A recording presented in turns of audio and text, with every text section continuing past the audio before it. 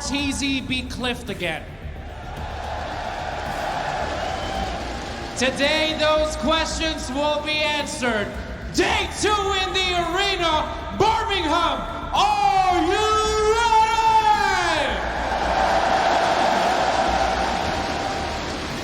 Let's get straight to the action. Making their way, please welcome back Team Secret!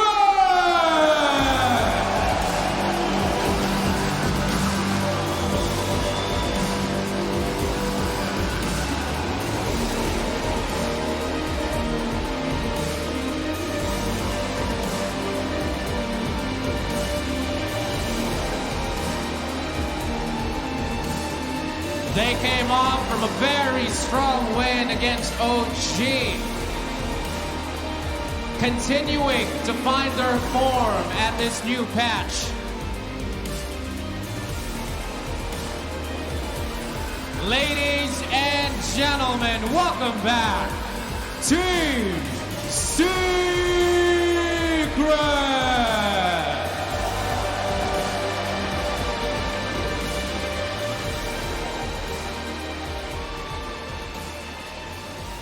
Ladies and gentlemen, it is their first time here on stage in the arena. Please give a proper Birmingham welcome to Team NC!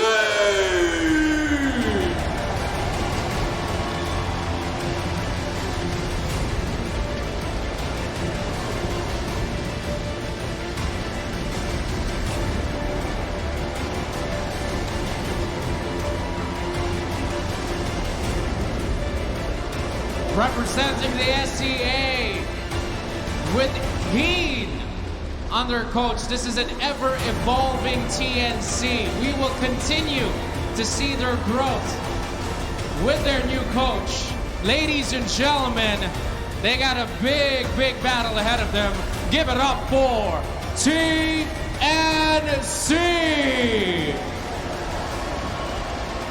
Birmingham, it's time to let them hear ya.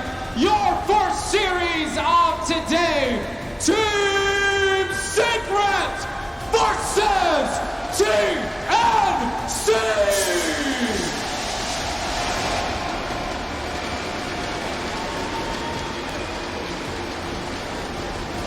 Vodafone presents the pre-match.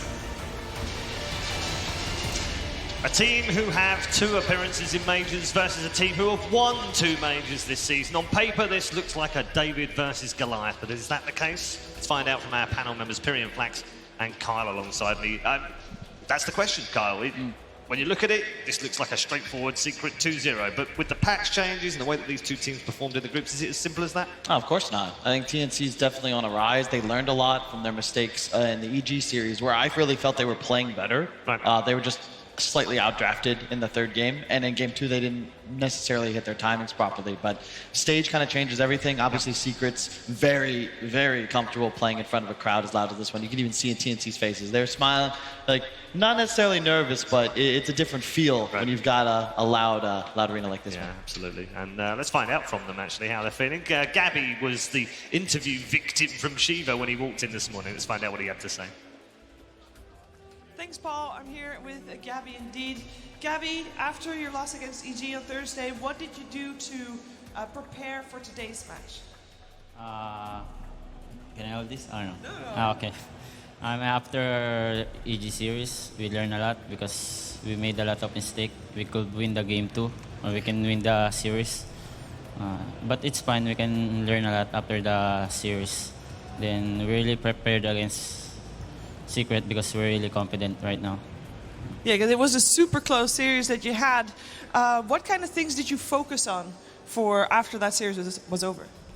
We focus on ourselves because we just want to learn from our mistake, and we didn't want to give them a high advantage, or we didn't just want to make a mistake again. Now, you guys have been seemingly on the up, on a rising line. You're doing better and better. What do you think makes you guys gel so well at the moment? Maybe because when Heen came, we just keep grinding and grinding, and we just learn a lot from him, and we just trust our teammates and do something different like we didn't do before. Well, it's definitely paying off. Thank you so much for taking the time to talk to me. Good luck in your match, and we are heading back to the desk. Thanks, Shiva. Yes, Gabby with some words there. As far as TNC are concerned, Piran, it's interesting, isn't it? He said that when he came in, it's changed things for him. And that's what we kind of hoped it would. We always knew that these were talented individuals, but not necessarily a talented team, and hopefully he can give them that. I mean, he's hugely experienced. He's a really decorated coach. The guy knows what he's doing. He's played with the best. He's won the biggest tournaments. So to get him in as a coach is a real coup for them, I think. And I just, you know, from what he said, they are listening to him and they're trying to learn from him. Excuse me. I mean, that's half the battle, isn't it? Trying to get players to listen to the coach and listen to the leaders. I mean, I gave up. That's why I'm on the panel. I was over it. You know, it's Do they not listen, Kyle? Couldn't he get his They're brother just to like, listen? nah, we know best. pretty much. Yeah, I don't want to get into it. It's a lot of drama. Yeah. Some open wounds. Dark there. days. Yeah. Oh, wow. Don't open the wounds. I won't, I promise. It's easier here because, you know, end of the day, if I were to try and give Paul advice, he wouldn't listen anyway. So I just kind of roll with it. All right, fair enough. So how does that work for TNC then? Because they've got to listen to him, haven't they? He's going to come in with fresh ideas, good thoughts. He revealed to me, I'm just going to give you a little bit of info because obviously it was a private conversation, but he said one of the cool things that they did when he came in is he told them, you've got to stop playing stuff just because you want to play it. You've got to have a reason to play it. Yeah, and I think they've been needing someone like Keen. And I'll be honest, I think Keen's a great coach. And not saying anyone could do what he's been doing, but like someone could. Like this was the team with the most talent for that wasn't top tier for a while. Direction. They needed a person to provide direction. Doesn't matter which way they're going, but they needed a guide through the jungle, so to speak. Anyone with the machete would have been able to get more out of the team than they were able to do just themselves. And I think Keen is one of the perfect guys, just because he's got more of that calm and collected temperament to balance out their really youthful energy. Yeah, he's definitely a calm guy. Right, we're into the draft. We've had 3 bans Lone Druid. either side. Here it comes. Secret Bands AA makes the Morphling very strong. Alchemist is an option as well. They immediately first pick the Enigma. Which they've done before. Yeah. And when they ban Warlock, they kind of give it away. It's arguably the go-to hero to counter Enigma. It's like you like a silencer, but the Warlock has the Golem for the ult, and then the true ultimate of the Fatal Bonds. And this is... okay. I feel like Warlock does way more as well. Like we saw Silencer, I think OG played it, just didn't really do anything at all. It's because it doesn't provide enough into the actual fights, right? So like you're literally just, if Enigma doesn't cast his ult, you don't cast your ult, cool, but Enigma's gonna have way more impact in an engagement. And I like the Venge, but I hate Troll against Enigma because it's a natural, like all of your damage goes through BKB, and it just feels like it's kind of built to deal with the Troll. Your timing doesn't ever really come online. I'm so glad Sir Action Slacks is not here right now. His heart would be filled with long live doom. auto chess. Yeah, it's an interesting opener, isn't it? Not one we've seen so far at this tournament. Troll No, pair I was don't something we I don't have, think but we've seen not with Venge. Venge. I'm surprised that, I mean, Lone Druid is literally, they gave mid one Lone Druid twice, he won twice. Wait, I Titan actually Enigma like this. opener? It's the exact same thing Secret did yesterday, where they But not identified. opening. Well, the play style, right? Okay. TNC, they're going to play around these 2 players, Armel and Gabby. They want to get them ahead, and they tend to play like a 3-2 style, where their offlaner effectively just becomes another support, and the 3-4-5 just run around the map trying to create space for this 1 and 2. Secret, now, you can't run at us. We have Enigma tied. We're going to win team fights, and we have multiple ways of ensuring that we're going to be able to kill that initial core. So those who weren't with us yesterday, how do they lane these? Just a 3-4. Most likely. I assume that... Which way around? Enigma 4, Tide 3, but the thing is, you could also put mid 1 on Tide. I've seen him play it before, depending on the matchup. Yeah, we've also seen, I think it was one game last year where Puppy played it as a 5, when he was experimenting with what works as a 5. Find a cliff. Sven banned out. It's weird. Sven, I think, has become one of the troll counters, in a sense, because even though you do hate playing against the Whirling Axe's mischance, Your BKB timing allows you to just kind of hit this troll in the face, and in the event you have to run away, use Top War Cry. Lots of physical damage reduction as well. Monkey King ban. Explain. What's that for? One moment. Something the Secret want rather than... He kind of destroys Tide Hunter a bit. Like, it's tough to beat Tide. His ult interferes with both of those two, doesn't it? So He's just... he can just beat down the Tide. He's kind of obnoxious. And also, I don't know if you want to play against Monkey King. I never do. That's a nice ban as well. Same concept. You want to ensure your Tide is a good game. You'd love to have him lane against the troll. I think Secret just want to remove tools that would give TNC some sort of teamfight advantage. And if you look back at this series they played against OG, that Monkey King was really the one bright spot in a pretty poor performance from OG. Not surprised they get rid of it here. I also feel like TNC, more than most other teams here, just, it's kind of a regional difference. They're far more reliant on their laning phase, and I think if Secret can have both superior team fight and normalize the initial 10 minutes of the game, they're going to have a huge lead. They banned the TA. Well, I mean, if you're gonna pick Enigma and you're gonna leave Rubik open in the second Enigma phase, and then Tide, then you've got nice stuff to steal. So that's gonna make them play a little bit more cagey. There is so much on this Rubik. Oh yeah, I was about... Tim's needs to have an incredible performance. Yeah. Because the pick could either be brilliant, like absolutely brilliant, and just win the fights for them, or it could just kind of get blown up. Yeah, it's going to be important these two supports get kills in the laning phase. Weaker in lane, but very adept at finding kills. And you already see Secret just rinse repeating their previous lineup from yesterday. The Enigma and the Ross will most likely be the 4-5. Tons of team fight, tons of push. If they're able to win an engagement while conserving one of these huge ults, they can just continue to push, grab 1-2 objectives. Very, very tough to fight into Secret at the moment.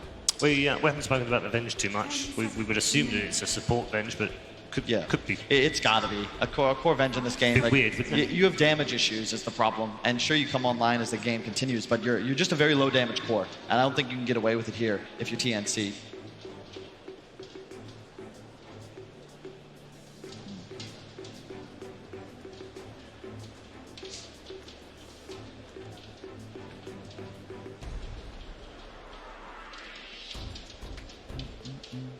Yeah, I like a Leshrac a lot from TNC, thinking about it. They need something that does an unbelievable amount of damage, and they prefer to have that hero peak in the mid game. Looking through their lineups, like I want them to stay away from stuff like Razor. Maybe a Pangolier here, actually, could be strong. For Secret or Predator? For Predator. Yeah. Yeah, I like Lesh or Pango here. They both kind of fill that same role, right? You think 15 minutes, what hero does more damage? Right? I can't come up with anything. And in addition, it still keeps a bit of versatility in the lineup, as they could both be the 3 or the 2. It's true. It's also very nice that Pango just kind of stops what Enigma likes to do. Same with Rasta. These heroes have a ton of control, but you can't actually stop this Pangolier. In addition, the Swashbuckler like killing Eidolons very easily once you have the Javelin up. It's a perfect pick here. Okay. Okay. Well, It's... The old Troll Mag. I love Troll Mag. Yeah. It's just that Secret has heroes designed to beat Troll Mag. You can RP the Tide. He wants to be RP'd because he's going to cleanse it, pop Ravage. Yeah. And you have a method of BKB lockdown for Troll. So you need to deal with this Enigma. If Yapzor has a solid game, if you can get on top of these supports, I think Secret now, you just go for something with a ton of reach. You want to get this Rubik and Venge, make them think defensively instead of having the luxury of playing around where Yapzor is. yeah.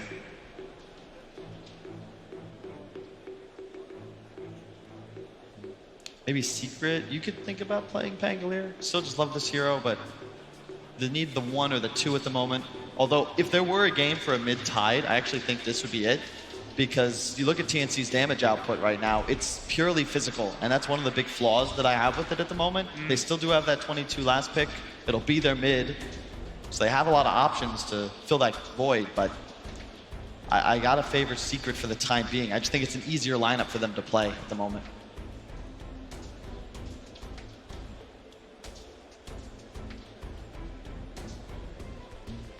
Do you think this is an occasion when they wouldn't pick Lone Druid in this particular game? This is, yeah, it's not a Lone Druid Not game. a Lone Druid Because the bear build's what makes it powerful, and it's so easy. You have so much damage amp on TNC, you're just going to kill the bear. TNC Predators turn. That's cool. Yep, I asked for reach. They There you picked the go. core with arguably the most in Dota 2. And it's nice to I've always loved Ember Enigma, Ember Tide, because you combine like this reach, this very cheap and low cooldown, high duration stun with massive team fight. So you go in with the Ember, you go in with the Rasta, you have all this catch, and if you try and mess with it, if you try and counter initiate, you're not able to address the big team fight backing up these very high control based heroes. It's also a great counter pick against a lot of what TNC loves to pick last. You know, the pucks, the quaps, the storms, not nearly as effective when they're playing against an Ember in the mid game. The more I think about it, the more I like the Shaman pick, because he's going to put the snakes down, and they can just stand near them. Like Yeah. the snakes are chipping away, you're going to either have to come in and deal with them, and then you've got to face possibly getting ravaged, getting black holed. Ember's going to be poking away like that. They've got the way to sort of defend the Yep. wards. It's very, very good. Turn to A Slark ban.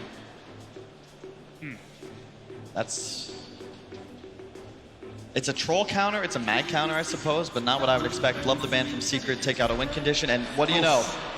Literally the only hero that might have more reach than an Ember, that Spectre, as you just said. Like, it fills the gaps in the Secret lineup. I love how it completes their draft, and if I'm TNC now, that Alchemist would have been perfect. They need something that accelerates the game's pace so that when this troll has like that second item, Yeah. you're looking to actually just go potentially win the game. Because if you let it go too long, Secret, the Tide, the Enigma, the Spectre, as they itemize, Yeah. they're naturally going to build for survivability. Yeah. You're going to get to a point where you can't kill anyone in the RP window. Yeah.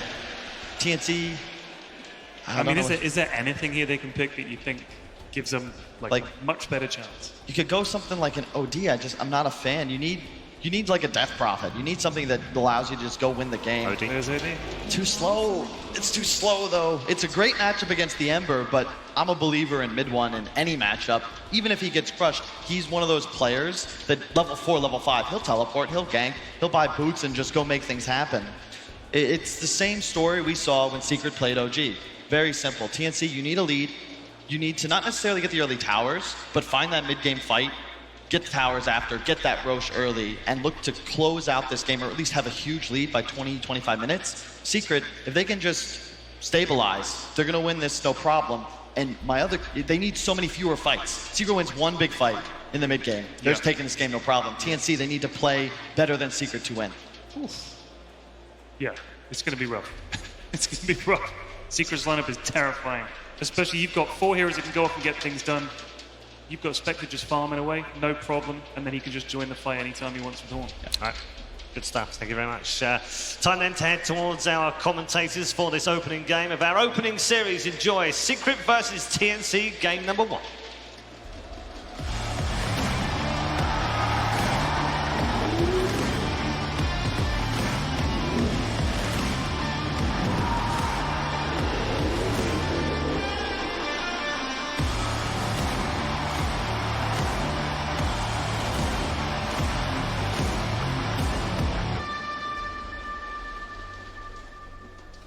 TNC is always a fun team to watch just because, you know, they're such an aggressive team, and on top of that, it feels like they're a team on the rise right now. As you heard from Gabby in his interview, they've been learning.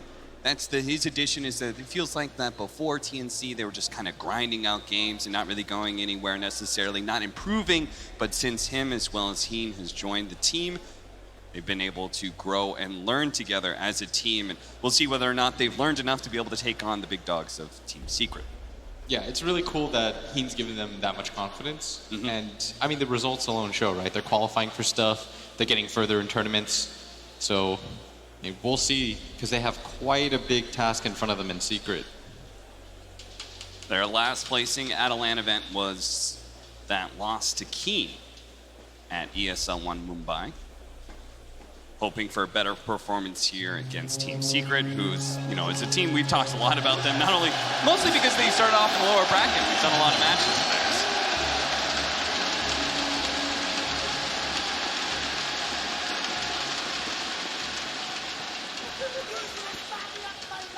Oh, I thought the crowd was going to go for the long Seb. Well, somebody's still going. That's impressive. We've got the, I haven't seen this one. The C players really like the, you know what's cooking. Ooh. All right, so how do you think Keen has done for them, for TNC when the drafts? Because Kyle definitely has a lot of favoritism towards Secret for this lineup. Did you hear what I said before the last pick of TNC? No. I said it's a free OD game. Yeah. So you actually prefer TNC's lineup? Kyle was afraid it was too slow. I think OD, though, is so good against both Tide and Ember. Yeah. So for Tidehunter, he just, you hit him so many times, and you'll continuously stack charges for yourself, and you just steal int. And Tide has a low int pool / mana pool, which is why, as Tide for the most part, if you're going to go for phase, you have to go drums. If you don't go for either of those, you have to go for arcanes. Yeah. It's just the given. OD ruins you in that regard. It doesn't really matter if you have your cleanse, if he just gets rid of all your mana, because it's the same thing of not being able to ravage. If you're dead, have no mana. The downside of their lineup, though, is I do think it's a really weird tempo, because they have this mid-game lineup that doesn't actually want to take mid-game fights. They just want to farm with Troll, Mag, and Power. Mm-hmm. But so does Secret. They have their Tide plus Enigma combo that they ran yesterday against OG. Getting some early damage on Zai. I think everybody knows that there's no way they can actually kill Zai here. And they're just trying to do a bit of harassment damage. Zai has planned for that, though, with the triple Tango start. I think this is the right idea. I think you try to slow down Zai's game. Because at some point, Nisha will catch up. And I feel like a lot of teams, they just don't respect Zai. He's able to farm. He's able to control the mid-game movements a little bit too much when he has a good start. So being able to get rid of the person that controls and dictates a lot of these early maneuvers, plus Tidehunter's a hero that just requires a lot of farm. So it's a different approach to try to beat Secret. Because I feel like the blueprint is sort of there. They're a greedy team and all that jazz, but it's an entirely different thing to be actually able to execute. It does mean they're leaving Kuko alone as a Magnus at bottom lane. And Secret, if the lanes just kind of go fine, they're going to be in a big advantage due to the fact they have this Enigma, the only jungler currently in Dota. So Yapzor is just kind of AFKing there, as long as Zai is still able to get something and they don't lose that mid lane matchup horrendously. It is going to go the way of the OD, though, right? Yeah, it's a very good OD matchup.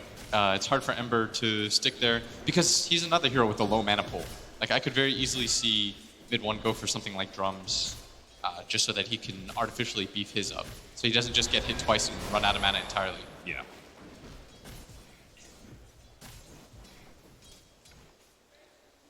We've seen mid one before. Whenever he has these rough matchups, he'll pick up level 5, and he's willing to rotate before he gets his ultimate. Yeah, That's I think that kind of aggression is what separates mid one from a lot of other mid players, is that he has a more cerebral understanding of how he can get his game back. Look at this haste rune. They are going to be able to go for the kill onto RML. This would be massive. They can actually get it, but there is going to be the fairy fire, the toss back there from Tims as well. Puppy doesn't get the kill, but he does at least force a rotation and maybe one free wave for the Ember Spirit. Yeah, and that's going to help out a little bit, but still, it's this top lane where Zai still only level 2. The important thing for this lane, right, is that they pull it back. Whenever you have this switch up where you do an aggro lane, but they put a single off laner in that safe lane, you want to be able to pull that lane away from the tower. That's supposed to be like the inherent advantage here. You can see TNC has done a really good job of that, leaving all the range creeps alive so it can push in. And Zai, that means he's going to have a longer distance to run back to the safety of his tower. Just means a lot more harassment damage. I would like to stress, by the way, we've said in previous casts, but as a Tidehunter, you don't want to be behind NCS. You are a hero that needs to scale. It is so important that your hero is more than just a Ravage bot, because the cooldowns are so long on all of your actual effective abilities, which is really just Ravage. Gush, Anchor Smash, these spells alone don't really do too much. As Zai getting run on pretty hard here, but it's just harass, keep him out of the wave. So I feel like sometimes you just have to bite the bullet and go for CS and accept the fact that he might. Nice telekinesis, skewer back in, as well as the shockwave to pull him that little bit of extra distance for another tower shot. Fortunately, Nisha had plenty of magic stick charges, so he will survive, but that's definitely going to hurt the regen. of the Spectre back over to top lane where Zai is being gone on again. He does also have a lot of stick charges, but he may not survive. He doesn't actually get ensnared. He's trapped inside the trees right now. It's going to force TNC to really dive underneath his tower if they want to be able to kill him. The anchor smash just means that AU doesn't do any damage until Wave of Terror goes out. AU, knowing that it'd be better for him to just reset, goes ahead and dives to the tower. He doesn't mind giving the Tidehunter the gold. He just doesn't want to give him the experience. 100% the right call there, as this bottom lane just doesn't have that same kill potential. That is the downside of laning a Spectre, is for the most part, you're pairing him with a very offensive hero, but he himself doesn't provide anything for the kills. Nisha just really just a right click at this point, almost dying himself earlier, as so far laning phase wise, TNC off to a pretty good start. But this is all with the caveat that they Yasuo's really think farming. they can do this. The telekinesis is going to stop the shackles. Cuckoo is going to have to skewer over to his shrine. I'll wait for the Rubik so they can both use it together. Meanwhile, on the other side, AU should be able to get the other bounty rune, but for now, he wants to try and make a rotation into mid lane before the Ember Spirit picks up his level 6. This would be a pretty good timing for him too. But mid one, just backing in and out. He does have the Flame Guard available too. It's not the easiest kill. So the Rubik also comes for this. He's just trying to let the wave push into him as not only the most Ember Spirit games, but the most prolific as well. 70% win rate compared to like maybe. That's a high sample size too. Yeah. I mean, this guy, I was talking to a few players about it, and mid one is one of those players, like, they respect him. If you poll the players, personally, a lot of them will say he's the best because he does the most with the least. Like, he doesn't need farm to be very effective. He's one of those players that, you know, he just doesn't really need items to make plays. Yeah. Like, there are a lot of players that do need items to make plays. It's not really a knock on them, but from a playstyle perspective, where you do have greedier players like Yapster on your team, it is important that with just boots and a bottle, mid one can set up for kills around the map, as they're gonna make this go on the Tidehunter. AU has the stun available, but the instant Kraken. He's just taking no levels. Zai, knowing that he had to prioritize his survivability, goes for the 3 levels of Kraken Shell. Yeah, plus he's got the raindrops, makes good use of them. But yeah, I can see entirely what you're talking about with mid one. I mean, he's one of the, like, if this was another mid player, if we were talking about Sumail or maybe in this mid lane, we would be a lot more concerned about him having a bad matchup. Yeah. Where he's only 19 and 12 compared to the 33 and 20. Ember Spirit especially, I think, is able to shrug off some bad laning phases just by running around and killing people. I mean, Sumail, especially players like Miracle, for example, is at top. Zai gonna get gone on again. He just anchor smashes his way out of this one, and they're gonna lay out the stun, but the TPs are coming in, and this was the rotations that we were talking about from mid one. AU trying to get into the trees, gets a healing salve for a little bit, but there is that Sleight of Fish that actually cancels the healing salve. Meanwhile, bottom lane, they're trying to go for a dive onto Cuckoo. We're gonna watch AU die back over to bottom, where Cuckoo barely survives through that last dagger.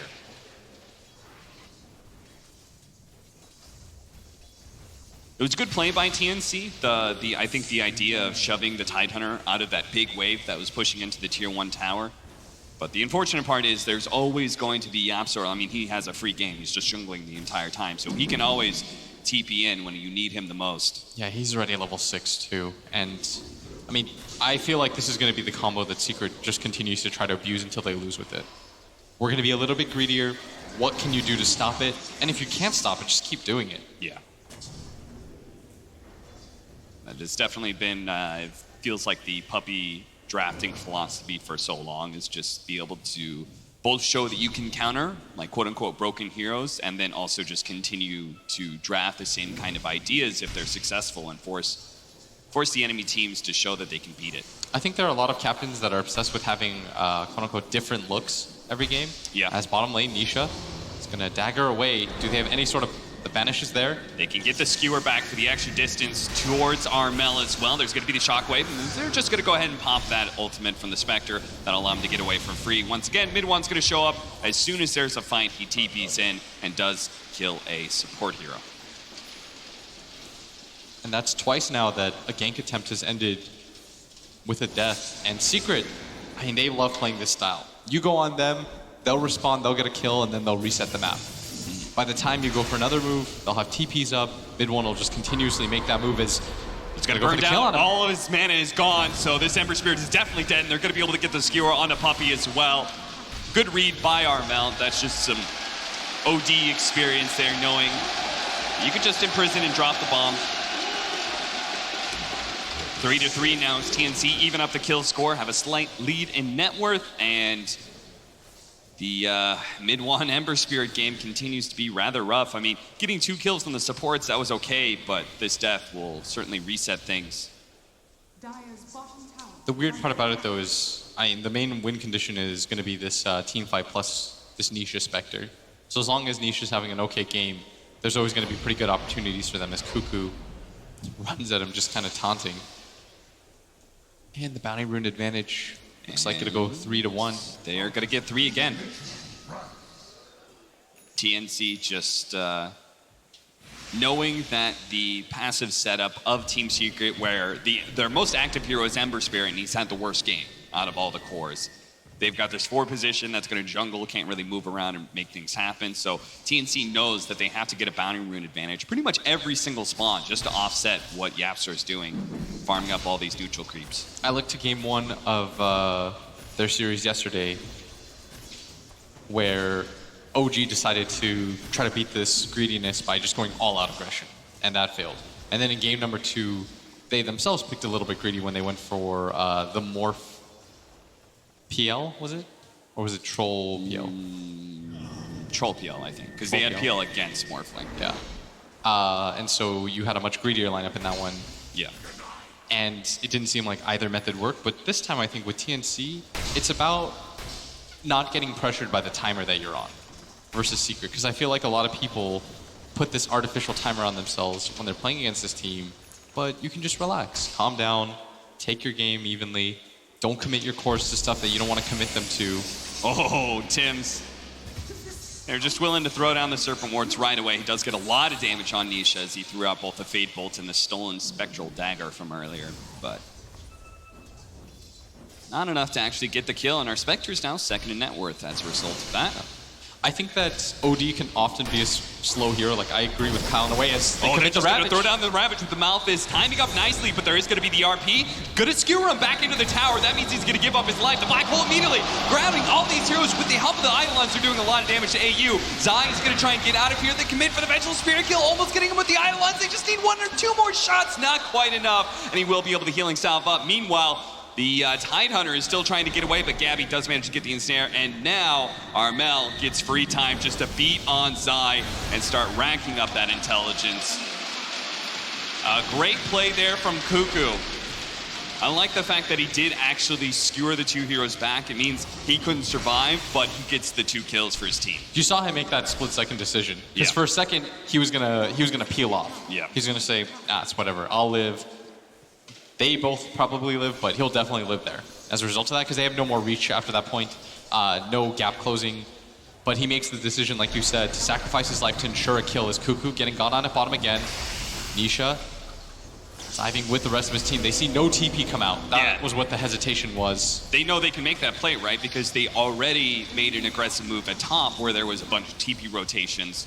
Those teleports are still on cooldown. TNC could not save that bottom, either the tower nor the hero. It's not a great sign, though, how far behind this Ember is. And like I was saying about Kyle's point about this OD being too greedy, I think it is, but when you give him a matchup like this and you know that he scales against all the cores, I don't think you feel that bad. Yeah. You have a good way to cancel Black Hole. OD feels so good to play against Tide, let me tell you. Same with Ember Spirit. Like, all your items at some point will counter the Ember. You'll get a Hex, you'll get a Blink Hex, you'll be able to get on top of him. Ember's just not able to really catch up and farm. He has to fight into you. Mm-hmm.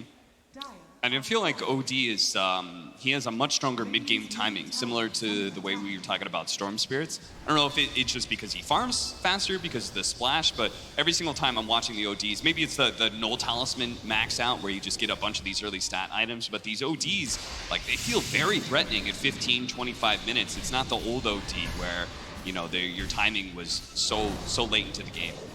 Yeah, now this is the great part for their lineup is this Troll just going to get empowered, get a free Battle Fury for himself. Oh, no! That.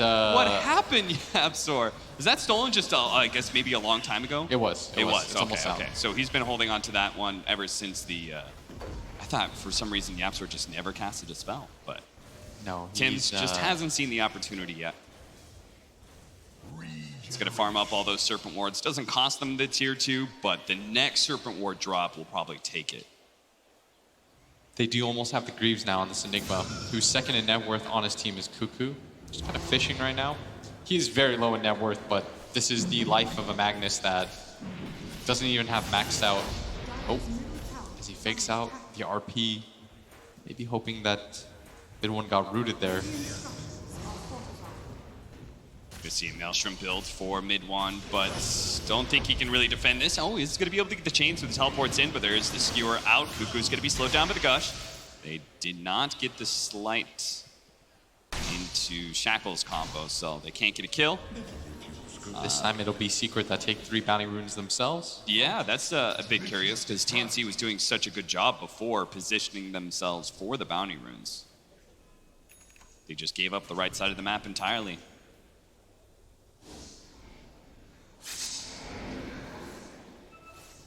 The sad part is they've just got to plant someone down at this bottom lane unless they're going to give up on that tier 2 Secret. Knowing that the Spectre's already setting up. He's already pushing out that bottom lane. He knows that the tier 2 is low enough that TNC may rotate someone in to try and defend it. So that's a good opportunity for this big smoke gank, where they've got both the Black Hole and the Ravage. You're either going to get a fast pick off here or a big team fight. It looks like it's just going to be the Vengeful Spirit kill unless Armel, don't do it, man. That imprisonment is not worth it. He would have definitely died there. Yeah. In that position. Because by the time the Rubik can actually steal the Enigma Black Hole, he'll have to get so close to the rest of the heroes. And Secret have this chip damage that's great on their Ember. Like, he can get to that backline, make it hard for the Rubik to just press up on him. You know what I like about that? It felt like a win-win scenario. You know, Secret was either going to take that bottom tower with just the Siege Wagon push that was happening, yeah, or they're going to get a team fight and they could drop Serpent Wards. And if they don't get it bottom, well, they can easily rotate behind this mid tower and they just have the positioning advantage over TNC. Very difficult tower to defend. But maybe that is where TNC's slower lineup, they are bleeding out objectives against a Shadow Shaman Enigma. And haven't really done much to take objectives themselves, just recently taking that safe lane tower. Oh, Puppy. Gonna start this right now, Zai. Zai with the Invis rune. Puppy really wants to force these heroes into a bad position. That's where the Ravage goes. The 3-man Black Hole set up with the Ember Spirit jumping in on top. A beautiful team fight, all baited by Captain Puppy. And that Invis from Zai, no one had any idea that was coming. They had a sentry placed themselves on the side of Secret, so Zai knew, there's no way they know I'm here. I'm just gonna walk up. You saw the OD Astral, he runs forward, Secret all still in the area, and they might have been... You could tell Puppy was really calling for it. He's like, we're forcing this fight. Absolutely. They're like, they're gonna jump on me or something, think I'm out of position, and we're just gonna get this beautiful Ravage. You can steal this Black Hole. Sure, but actually getting in position to use it is a different thing entirely. Yeah. Plus the Venge, you're going to see again in the replay. I mean, this was so free for them. Zai, they have a sentry there. Puppy, he places this for his team. Because he knows that Zai's Invis is going to walk in. And this is to absolutely ensure that this team fight is won as a result. It was so well done. This was a team fight that could not go wrong for Secret as a result of that sentry being placed down. So Puppy, you're correct. He completely read the situation. Even mid one in disbelief. It's like, that was sick. Oh, look at this. TNC being a little sneaky. Oh, but the dire scan. They know. There's no Ravage, there's no Black Hole, but Cuckoo is a bit low. And not all of TNC, well, now they're going to be here. They have no way to get into the pit, Zai's going to try and get inside the pits if he can. Cuckoo, all right, they start laying out the intelligence. Armel's going to just choke it all up on side. They aren't going to be able to get that Aegis. They also steal Serpent Wards and get their own pair. Oh, and Zai. This is the scariest part about playing Tidehunter versus OD like that. Yeah. You just get popped every time. And I don't think, Secret knew they couldn't take the team fight. As soon as Armel runs into the Tidehunter, and Tide doesn't have Ravage, and he's just like a bot. He's just soaking up intelligence away from the Tidehunter, like you can't possibly take that fight. Yeah, that was a great decision by TNC. I really like that aggressive, decisive play. Secret at the same time, they were trying to do one of those things where you show your presence and hope that's enough. Yeah. And you'll scare lesser teams out of that situation because they'll second guess, they'll leave the pit, and all of a sudden you kind of put them in a stalemate position. And TNC, I will say the biggest downside of their lineup is they don't really have natural pipe buyers, because I think they actually need one really badly versus Secret's lineup. Yeah, there's going to be this Radiance that's now there. We've got the Ember Spirits. Okay. Well, this time Puppy really is a free kill. He's not baiting a Ravage Black Hole. Deso. So he just feels like he needs more physical damage out of his Ember Spirit. They're going to be able to take that mid tower off the Aegis. Glimmer Cave trying to save the Aegis, but mid one knows all he has to do is just keep pace, make sure you get the slight. Good swap will actually save the Troll's life. Make sure he keeps that Aegis. They still have so much timing on it, they can use this as a way to take another objective, perhaps pushing in that top tier 2, or maybe even the bottom off lane. Still, Nisha, even without the Empower, now that he's got the Radiance, you expect this hero to be behind, but this is a very nice timing for all these items he's got. He's got 1,200 gold on top of that. He's farming up a Storm as Secret. After that mid tower, their lead's been cut to 2k. But I do think that this is the ideal way to play against them, is not to rush things. Okay.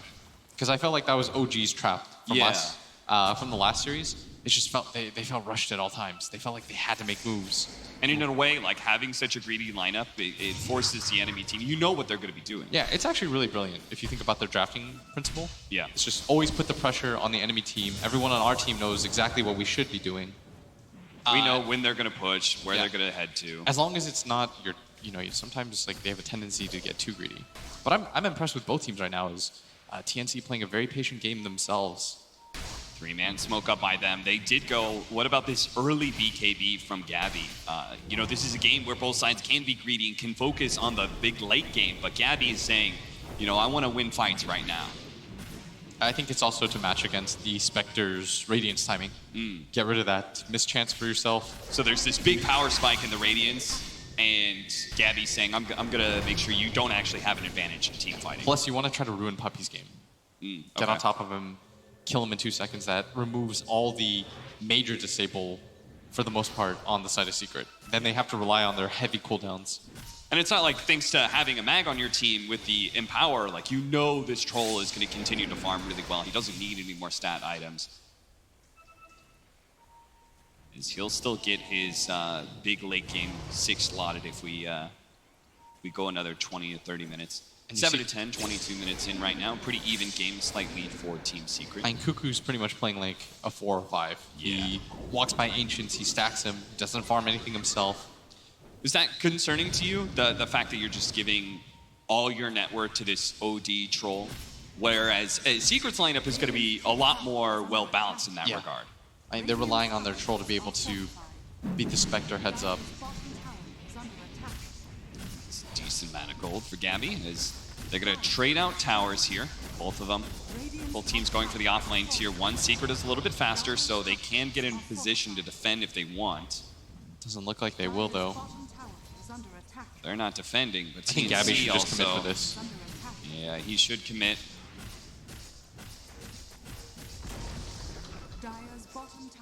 Team Secret knows that somebody's going to show up here in this top lane. It's going to be the Rubik. They're going to mass teleport in to see if they can catch out this Ember Spirit. They're going to drop it and see if they can kill all this man, and they will be able to get the root out from Gabby. That was very nicely timed. CZI, get the swap. Stop that TP. Beautifully done. That is 2 cores that are going to be dying here.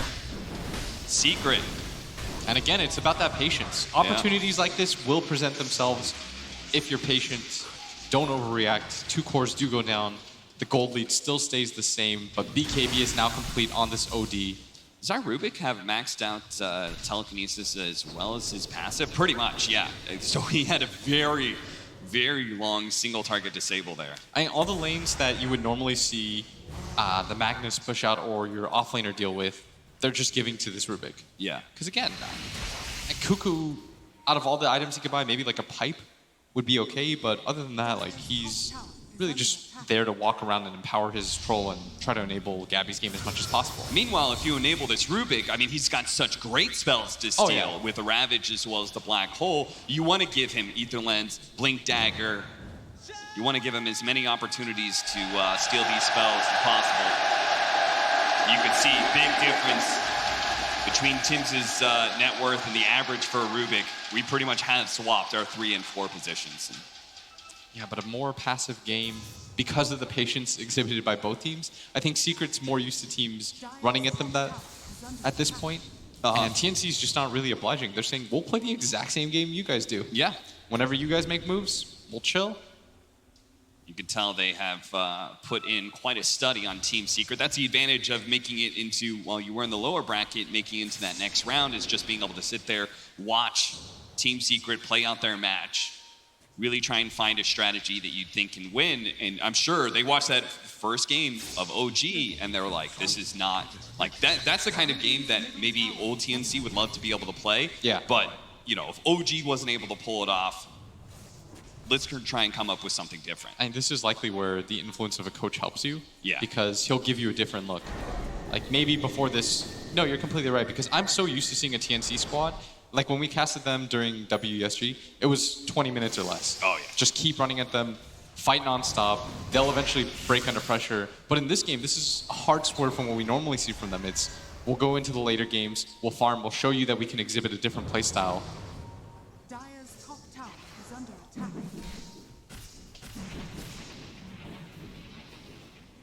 And so Aghanim Scepter next for the Rubik. Dire's top tower is under attack. And it'll always come down to one big fight with Yeah. both these lineups. I mean, there is that potential of a big burst of push. And Team Secret, I think they always do set this up where they always make sure that the team fight is on the enemy side of the map so they can, because they always have at least one objective taker here in the Shadow Shaman. So if they do win a fight, manage to drop Serpent Wards on a tier 3, that could just swing the game really dramatically. I mean, it's been dead even for a long time now with, you know, Secret having 3, 2, maybe 1K net worth advantage, but it's very minimal. But we could see, you know, one team fight is going to lead into enough objectives that we're going to see a significant shift in who holds the control, and that's why both teams have been rather tense when it comes to taking engagements. No one really trying to go out there too much. Gabby, with a completed Scotty, still has that 10-second BKB. I'd like to see a Vlad's on somebody picked up too. Unless Troll's just going to straight up go for a Satanic at some point. Which I'd be okay with too. Yeah. Just the status resistance. Well, even just the raw, like, the bonus damage on heroes that are pretty stat heavy, like the OD and Troll. They're going to be able to get the runes. No, it's going to be the RP, but still, that may be enough of the BKB blown. The Black Hole's not going to be there in time. Ember Spear does die, popping the back line, catching the Vengeful Spirit to be able to stop the cancel on the Black Hole, but because the BKB was up on Gabby, they couldn't do enough damage. They're going to be able to kill the supports. Yes, there's going to be the Ravage now. No battle trance, but the hammer drop by Armel. Not enough to finish up any of these heroes. They're going to go for Puppy out of all of them. Zai was super low. They also could have maybe gone for the Spectre, but instead it's the 5 position. Oh, you have to They needed a better kill than that. They had to realize, like, the Tide was the much better target. Yeah. Even though he is underfarmed, like, Puppy's Shaman at that point, he's paper. Yeah. That looked like it was going to be an okay team fight. If the Troll gets his trance off, that is a one fight, I feel. Oh, for sure, for sure. He definitely underestimated how much damage was going to be thrown his way. I mean, he did a great job initially. You know, getting on top of the heroes, popping his BKB, so the Black Hole did very little to him. That was also Yapsor's mistake, though. He waited just half a second too long on the Black Hole. He assumed, oh, my Ember Spirit will be okay for this, like, quarter second. If he's there just a little bit sooner, maybe your Ember's able to reset that fight anyways. Yeah. And then you waste the BKB timer of the Troll, which isn't the worst trade in the world. And you see that Secret's priority, getting on top of this Rubik, getting on top of this Venge. High priority for Nisha. I love that Puppy just ran at the Vengeful Spirit. He's covering Yapsor at that point. It's about putting space between all the heroes that can deal with the Black Hole and just creating this wall. That's why it's not as bad to play against the Rubik, against the Enigma, like a lot of people think, because if you can put this wall in front of yourself, it's not easy for Tims to just steal it every time. That's why the fights every single time, they look so split. It's very deliberate from the side of Secret. And TNC, I mean, they're naturally trying to close that gap. And that's why the cores came in from around. Oh, they got the telekinesis onto the Ember Spirit, a big pick off on Tim's, but they didn't quite have the damage. Now the BKB is going to go off, but they need to be able to save the swap. Gabby's going to be okay. They need to get up to the high ground, though. They're going to lose their Vengeful Spirit. The imprisonment actually buy him a little bit of time. BKB forced to use on Gabby. That's the real tough part. They did not want to have to use that magic immunity. They wanted to be able to go into the Roshan pit during this timer where Black Hole and Ravage were on cooldown. Team Secret, though, showed that they could fight without it. Yeah, it's pretty disastrous for them as Gabby without lifesteal just doesn't feel that good. Oh, Nisha, that was a little bit scary there because I know he stole Hex. So any hero that's too far out of position, they're going to be chain stunned for like 8 seconds. Those Blink Tag are picked up for our Tide Hunter now, right? Now Nisha managed to get him with the Glimmer Cape, but they don't have any damage. Yeah, the OD already begins to backpedal. Secret, we're heading over.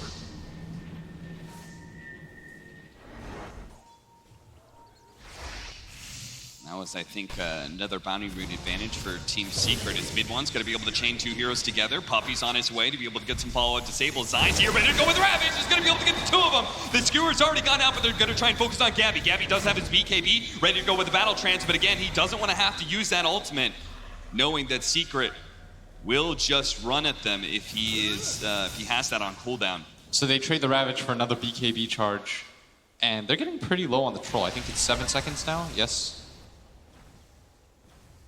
That does mean they're missing that big team fight spell. Real big downside right now for Secret is they can't easily Rosh. Yeah.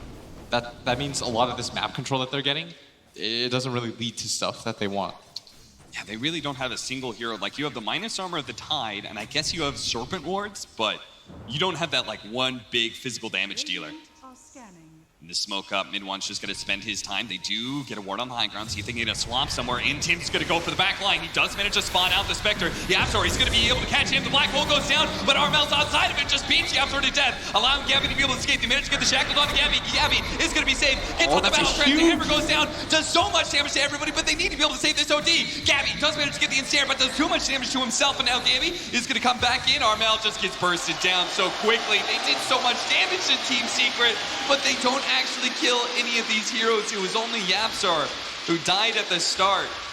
They do have buybacks if they want to defend this Roshan, but it's going to put you in the hole net worth-wise against Team Secret, so... And once the Rubik jumps in like that, it's so hard for them to disengage. Yeah. It's nearly impossible for Tims to get out. And without lifesteal on this Troll, he pops his ulti, and if he has lifesteal there, he probably is able to turn that around, honestly. He needs to be able to frontline for his OD. But not having a Satanic, he's really just paper. He's always forced to pop his BKB. He has no way to get himself back into the fight. No one's got a Vlad's on his team. Like, every single time he pops his ult, they just sort of kite him around. Yeah, I'm used to seeing these Trolls, like, build up half their health pool during the Battle Trance timing, because they're just doing so much damage. Really think he needs a Satanic.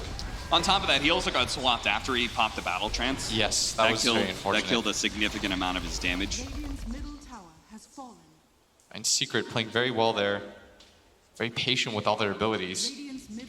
I mean, I don't mind what Tims did there, right? Because there was no Ravage from the Tide. So if he gets the pick off on Yapzor's Enigma, then all the team fight's gone. The big team fight's gone. The Ravage is going to go down here. They're going to get the pick off on the Troll. Gabby, no chance to get off the Battle Trance, and Team Secret, who smoked up for that one, will immediately go to the high ground, drop the Serpent Wards. And unless they get this pick off of the Ever Spirit, which it looks like they will, the long range hold there from Tims. And now Nisha's already taken so much damage. Fortunately for Nisha, Armel doesn't have his ult. Thought they would go for that. Sanity's Eclipse. They did have the Venge swap, but AU doesn't think it's worth it to trade his life for the Aegis. And he could be right, is if they leave Nisha low, then he doesn't really feel comfortable coming forward and taking a fight. But they do still manage to get that melee barracks. The Hex are going to go down on the OD. They need to save this OD. Where's the swap from AU? It finally goes down, but Puppey still is holding him with the shackles. A secondary swap to use to stop Puppey this time around. Now the RP coming out. Armel actually blinking backwards, though. They're going to skewer these heroes away as they buy back. AU thought they were going to go for this engagement. They are going to try and finish up Nisha's Aegis for the cost of Cuckoo, but not even that happens. Armel, I mean, with that RP, him blinking backwards, I thought he was just going to go for it. I thought he was going to get aggressive at that point. Yeah, and I think you should, considering both the Ember and the Shaman to that point were going to die in like 2 seconds. Yeah. Well, a full regen for Nisha, so he can just focus on farming, and he went from grabbing that recent butterfly, good counter to the OD. Yeah, and also now almost has a Scotty. He's got to realize he has to swap out the Shaman. So that the shackles don't continue like that. Or you need to swap far enough away that the yeah. shackles actually breaks. But he's doing it from like, he just did it left to right essentially. Yeah. 35-minute bounty runes. And this is the scariest part about playing against Nisha Secret. got greedy. He's got the Aegis though. There is going to be Armel here, and here comes Tidehunter. He doesn't have the Ravage just yet. They're going to try and take away this first life, but now mid one's here. Gabby's a bit low. He's going to be forced to pop his BKB. That Butterfly is doing so much to save this this damage that's coming out from the OD, and as he comes back, Armel blinks away. But now the haunt coming out from Nisha wants to be able to chase down that OD if possible, but is a little bit scared of putting himself in an awkward position. Finally does jump to Armel, but that's just enough to force the BKB usage. I will say that the item build from the Ember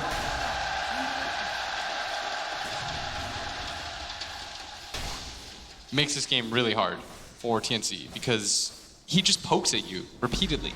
And that's why I think you need the lifesteal or the status stars, because this Ember hits you twice with his Sleight of Fist chains, and all of a sudden, as Troll, you're at like half HP. At that point, you just have to you have to use your BKB when you're running away. That's another charge wasted. Yep. You have no natural way to get that life back, so you have to just immediately run all the way back to base and rinse and repeat. That's why Ember as a hero, even though he did get countered by the OD, I mean, mid one is so good at utilizing the distance on this hero and the poke. And he's also applying the Desolate status to every single one of these heroes with the Slight, so it means that Nisha's doing more damage. It also means that Midwan himself can do a ton of physical damage, especially if that target is also gushed up. Another tier 3 gonna fall fast. Gonna try and just get some poke damage on Nisha right now without fully committing too much. They're gonna skewer him back into an awkward position until he gets hexed. Oh, Cuckoo didn't react fast enough there with a blink in. Skewer instead just dies. Gonna be forced into the buyback there. Shackles into imprisonment. Well, that's not exactly what you wanted. And Team Secret is saying, well, fine, if you're not actually gonna try and fight us at this point. As he walks into his own prison of death. We'll just take the melee barracks. Range falls 2 and call it a day.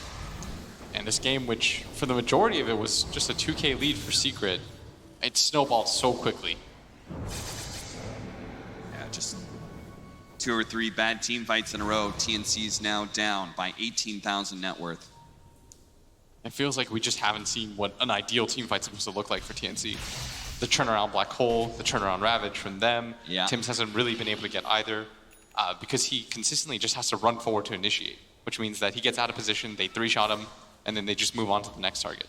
And then if Secret actually starts the fight, then you've got a Haunted Spectre on top of you. We've seen how they'll blow the Ravage nice and early, and that big AoE sometimes catching Tim's. It's just the thing about having to worry about so much in a team fight. It's like we can't let them ravage us, so we have to pop these BKBs. But Zai's demonstrated that he's willing to just go into our backline and use it.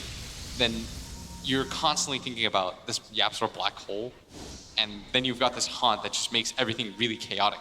Yeah. Seems like they lack a lot of confidence in dealing with these things. If they had done a little bit better, if they just had the Vengeful Spirit swap on some of this, a nice Ravage before the BKBs can go down, so much magic damage is already done to the the OD. Gabby does manage to get off his BKB. The skewer back from Kuko actually brings Niche into a better position to chase down some of these heroes. The RP comes down, but it's not going to save anybody. They don't get any damage down. Ooh, the mouth is going out. They do manage to get the battle trance. There's the Eula Scepter to throw him up in the air a little bit longer. Good play by mid-one, delaying out that Troll's damage to keep YapzOr alive. And now they've got 3 dead with no buyback, and that's it for TNC.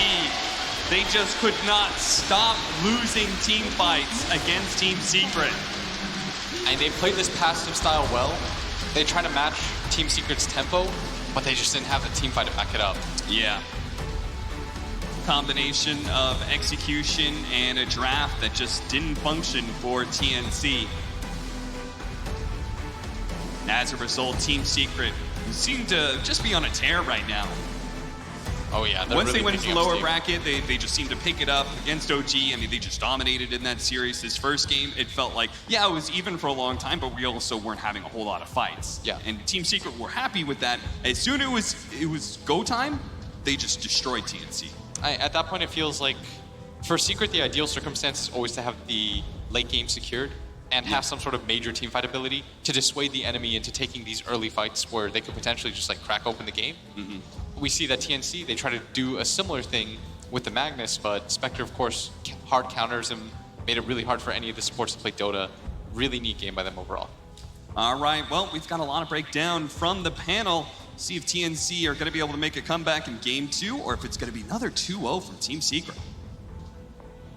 Yes, indeed. They are on an absolute tear, as Cap and Blitz pointed out in the commentary booth. Of course, we'll come back to our commentary team for game number 2 very shortly. Plan's going to take a break. Gives us a chance to break down game number 1. We've got Kyle and Piri and Flax to give you their thoughts on game number 1. Ted, what do you make of that? Commanding. Wasn't it? Yeah, it was really... I mean, I actually said when we were watching it, there's no way that Secret could lose this. They did then immediately They lose lost a the team fight. fight. But it did feel like they could just Ted's march. curse. Yeah, like Secret can just march towards TNC and there's really nothing they can do about it. Yeah. It just felt like the victories TNC got, like they didn't matter. That's the problem with the lineup, right? Yeah. Where you even get this first Roche, what do you do with it? What does Aegis really Right. help you with? If at a If you point in can't Dota, fight. at a point in Dota, every spell will be available. The teams are going to run at each other, right? Revolutionary War style, at least until we changed it up. No, your One history. team's going to win because there are buttons do so much more. There isn't really much to say. Like, Yeah. I don't know how despite the TNC fact- wins. Despite that, TNC did put up a good fight. Sure, but I think that once again Secret's game planned for what TNC's playstyle is, and they go right back to their bread and butter. It's not going to work. It's not going to work. You're talking about the best team in the world, undisputed. You got to come up with something at least a little bit. A little bit different. Yep. Well, we'll see if they can do that in game 2. Let's check in with Purge now and find out what he found from game number 1. I got to say I'm agreeing with Kyle a little bit here. I disagree with their attempts at trying to beat what Secret is doing. They've done this consistently in multiple drafts. They pick both Enigma and a Tidehunter so that they can basically have a better team fight. And what YapzOr is doing is not even that interesting. He denies 2 range creeps total, and then what he does is he just jungles for literally the. Let's jump forward a little. Oh, here he is jungling. Is that 140? We can jump 40 on. Oh, 330. Still in the same spot jungling. He does a brief moment, go get Bounty Runes, and once he gave Arcane Boots mana to Puppey, but still jungling. He's here. No support is contesting his levels. Nobody's trying to deny him from any regen or something like that. They're not trying to steal his assets. Nothing's happening. And then eventually he does leave the lane, and he starts rotating for fights. And then all of a sudden they've got Black Hole, and they've got Midnight Pulse, and they've got Ravage. And even in some of these fights, if they didn't get the best engagements, eventually they know that they're secret. They're very talented. They're going to be able to take good fights. They're not going to waste their ultimates, and they're not going to make Roche mistakes. And then what happens is all of a sudden they're just going to uncontested push towers. They've got a gold advantage. I mean, YapzOr is the second net worth on his team, for God's sakes, and nobody's contesting this man. Either prevent them from having this double wombo combo of jungling heroes, or you have to prevent him from getting as much farm as a core. Good stuff. Thanks, Purge. Yeah, I mean, it's a great example of, if you just get left alone and just get, jungling, and there's nothing you can do about it. I've been, Z-Freak loves Enigma. He loved what it was in Han, right? He always said, if you give me a free farm jungle, we're going to win the game. It's like, you can't do it. You can't do it. TNC do. And I just think Secret also understands itemization better than any other team right now. They have multiple methods of evasion, the halberd and the butterfly. OD doesn't ever get an MKB in this game, and Troll doesn't get it till 4th item. And in addition, how do you run Venge Mag Troll and not buy a Vlad's? That's inexcusable. How does TNC Predator expect to win a game aura stacking without the cheapest, most important aura to increase your physical damage. You can't make those mistakes. They've incurred Kyle's wrath. Period Flax, give me an MVP. I like Shadow Shaman, so I'm going to say Puppy. Okay. That's it. All right. It was 3 towers, man. Yeah, I'm in draft as well. Yeah, you just go like that, and you win. So Puppy for MVP. Yeah. Kyle, you got any thoughts on that? You okay with it? I thought Yapsor and what's his face? Mid one. What's his face? That guy too who flashy. does Ember stuff. Let's give the MVP to this guy, the captain. You know, the support, The man that made it all building happen. taker. Easy peasy. Had some Yeah. nice insta hexes as well. All right, good stuff. Thank you very much, gents. Break headed our way here at ESL 1 Birmingham, but when we come back, we will, of course, have game number 2's draft upon us. More thoughts from Ted and Kyle to come. We'll see you soon.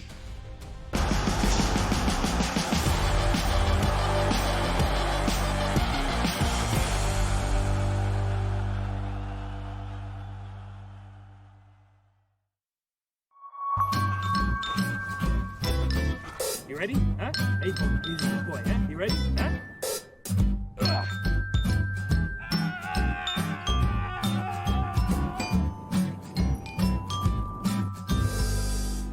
Start your esports career now at play.eslgaming.com.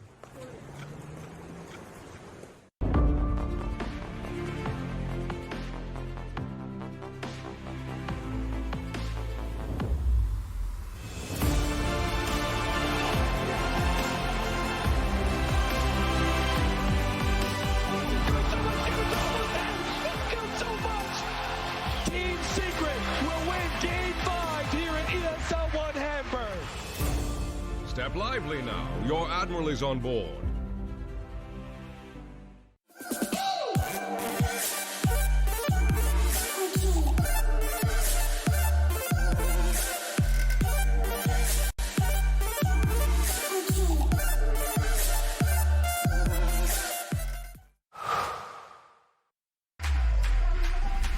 Think he can't shine through the dark?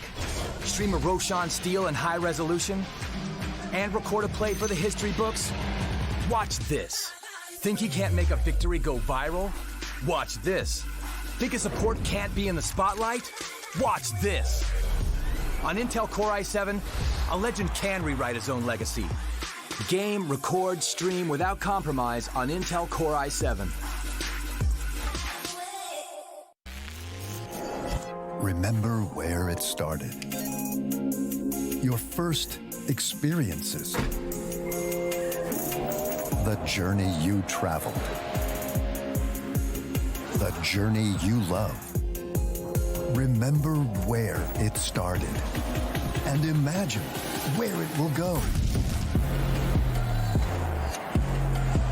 Rise on.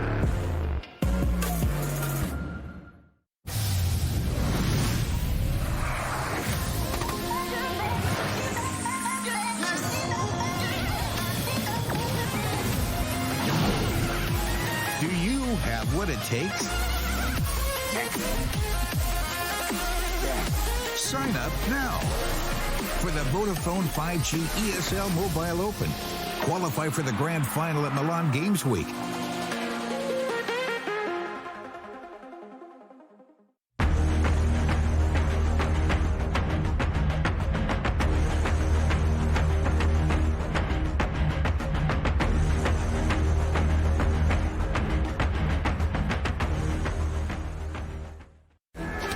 This is Game Fuel. It's domination in a can.